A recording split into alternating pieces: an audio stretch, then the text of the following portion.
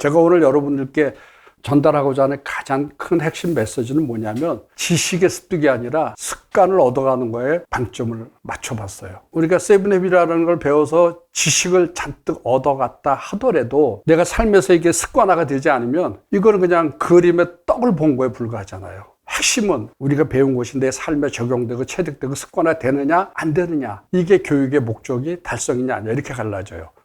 그래서 저는 이걸 어떻게든지 여러분이 습관으로 가져가기 위해서 어떤 식으로 마지막을 전달할 수 있나, 사실 그 점을 많이 고민했어요. 습관은 어떻게 형성되는지, 뇌가 어떻게 작동되는지, 그런 걸 좀 전달해야 되겠다. 그러면 굉장히 구체적이고 체계적으로 여러분들이 이해할 수 있을 것 같다. 그 단순하게 오늘 많은 걸 배웠어 라는 지식의 만족이 아니라 내 삶에서 이것을 내가 일일이 캐내어서 습관을 적용해서 결국 세븐헤빗의 삶이 나의 삶이 될 수 있도록. 습관은 복잡하면 안 돼요. 뇌는 단순할수록 습관이 잘 되거든요. 이 마지막에 그 끊임없이 쇄신하라는 1번부터 6가지 습관을 아우러서 다 통합한 거예요. 나의 삶을 주도하는 여러 가지 방식이 있지만 이 이미지를 기억해 보세요. 나는 그동안에 경기를 치르는 환경에 따라가고 그걸 구경하는 관객의 자리에 오래 있었나, 아니면 이 경기의 승패를 좌우하는 선수로서 내가 뛰었나. 한번 자기의 위치를 보세요. 난 지금 관객에 앉아 있었나, 필드에 선수로 있었나 해보면 느낌이 있을 거예요. 여기에 대해서 구체적으로 언어를 주도적으로 구사하고 여러 가지 결정하는 것. 그러니까 이 주도적이라는 건 내가 삶에 내가 결정에 대한 산물이다. 이것이 이제 주도적인 거거든요. 타인이 주어지거나 환경이 주어지는 것이 아니라 내가 생각하고 결정하는 것. 그 산물이 나의 인생이다. 이 골은 내가 넣는 것이지 관객이 응원한다고 돌아가는 것이 아니다. 골은 내가 넣는다. 어떻게 넣을 것인가. 항상 그 생각하는 것이 그 자신의 삶을 주도하라. 지금 이제 씨앗에다 물을 주잖아요. 근데 우리는 작은 씨앗에 물을 주지만 이 물을 주는 사람은 거대한 나무를 생각하는 거예요.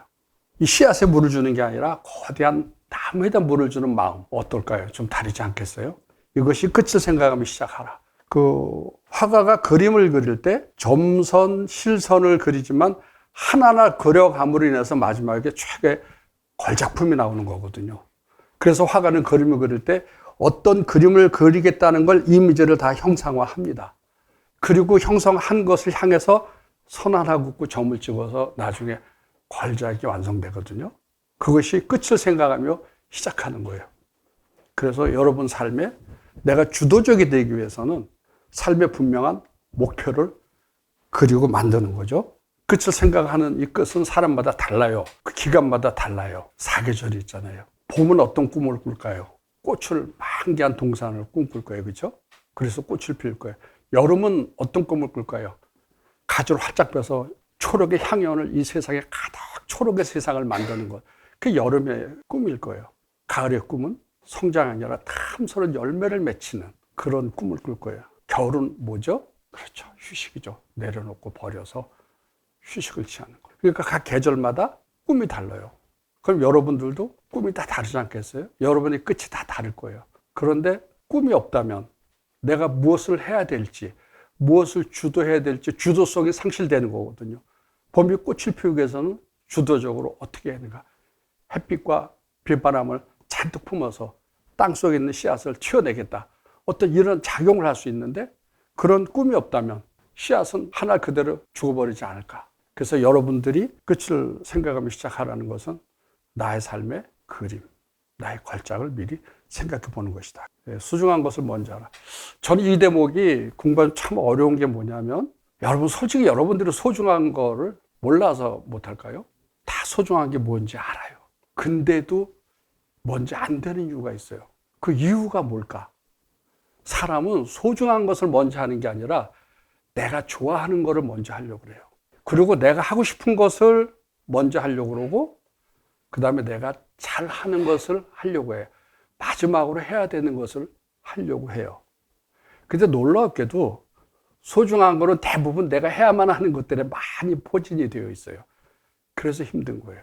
우리가 이 소중한 것을 하고 싶은데 많은 유혹이 우리를 방해를 해요. 어떻게 하면 내가 이 소중한 것을 우선순위로 할 수 있겠는가 할 때 이것을 해야만 해야 되는 과제가 아니라 학생이 숙제를 해야만 해. 근데 놀고 싶어. 내가 좋아하는 거야. 하고 싶은 거야. 그랬을 때 놀고 공부해가 아니라 나는 학생이 공부하는 걸 제일 좋아해, 제일 잘해, 이런 쪽으로 자기 마인드 컨트롤을 하는 거예요. 여러분의 삶에 소중한 것이 있을 때, 이거보다 내가 좋아하는 것이 더 앞서 있을 때, 이 내가 소중하게 생각하는 걸 내가 가장 좋아하는 것이야 라고 셀프 컨트롤을 할 때 이 소중한 것을 먼저 할 수 있는 발판이 열리는 거죠. 그래서 소중한 것을 먼저 알아. 이것은 시간을 지배할 줄 아는 사람이에요. 시간에 쫓겨 사는 사람과 시간에 지배하며 사는 사람과의 차이는 바로 이런 것들입니다.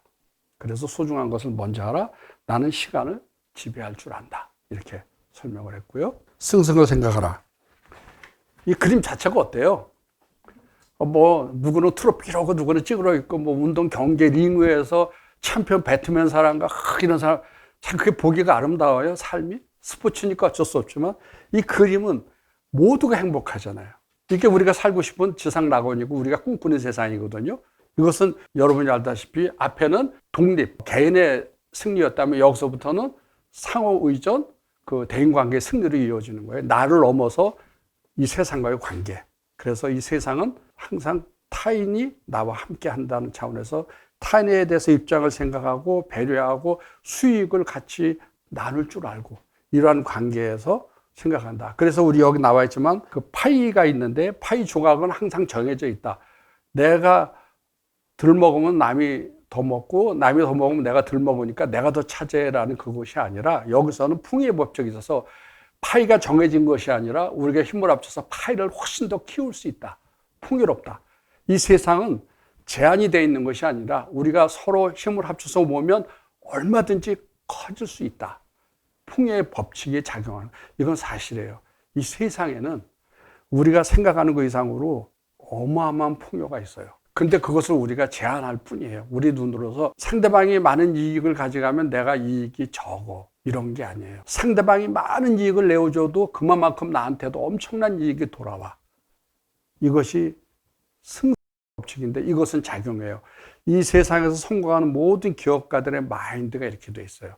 그래서 어떤 원가를 아껴서 수익을 많이 내는 게 아니라 그 고객을 만족시키기 위해서 원가를 아끼지 않아요. 그런 제품들이 잘 팔리고 그런 제품들을 소비자가 돈을 아까워하지 않고 선택을 합니다. 그래서 좋은 제품을 소비자는 얻고 사업자는 좋은 제품을 만들어서 많은 수익을 얻는데 이것이 서로 윈윈, 승승하는 법칙이에요.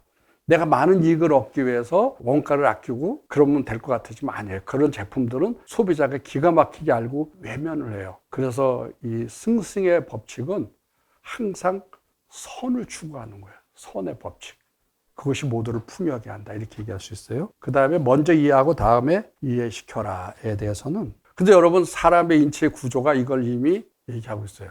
귀는 두 개인데 입은 하나예요. 근데 입은 기능이 말하는 기능과 먹는 기능 두 가지로 활용한데도 입은 하나밖에 없는데 귀는 듣기만 하는 것들도 두 개가 있어요. 무슨 의미일까요? 듣는 것이 중요하다는 거죠.